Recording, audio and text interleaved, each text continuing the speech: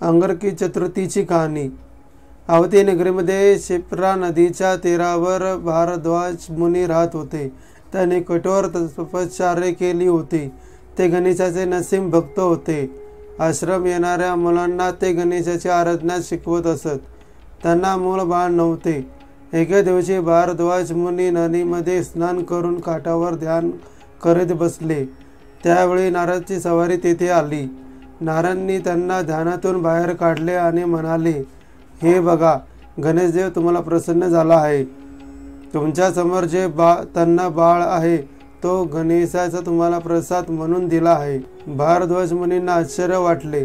त्यांनी त्या मुलाला मांडीवर घेतले। लाल लाल जणू अंगारच। ते म्हणाले, या बाळाचे नाव अंगारक पुत्र मला भूमीने दिला, म्हणून याला भीम म्हणूया। मुनींनी त्या बाळाला आपल्या आश्रमात नेले। मोठ्या प्रेमाने त्यांचे लालन पालन केले। बाळपणापासूनच त्याला वेदविद्या शिकवली। तो गणेशाची आराधना करू लागला। एके दिवशी तो आश्रमातून निघून गेला।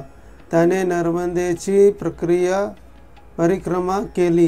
तेथील एका निवांत जागी त्यांनी गणेशाची कठोर आराधना केली।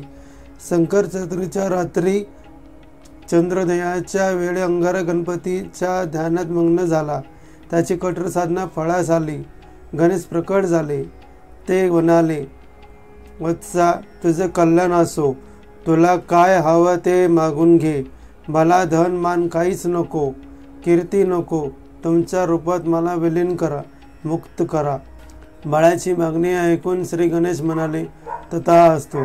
अंगारका, तो भीमपुत्र मंगळ आहेस। आज मंगळवार आहे, संकट चतुर्थी आहे। ही माझी आवडती तिथी आहे।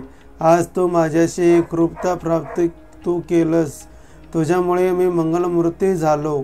आजच्या मंगळवारी संकट चतुर्थीला अंगारकी चतुर्थी हे नाव दिले जाईल। अशा या अंगारकी चतुर्थीचे व्रत करणाऱ्यांना 21 संकटी चतुर्थी केल्याचे पुण्य लाभत। बाळ अंगारक गणेश मूर्तीत विलीन झाला। पुढे अंगारकी चतुर्थीचे व्रत सारेजण निष्ठेने करू लागले। त्यांना गणेश देवता प्रसन्न होऊ लागली। ही 60 उत्तराची कहाणी 5 उत्तरे संपूर्ण।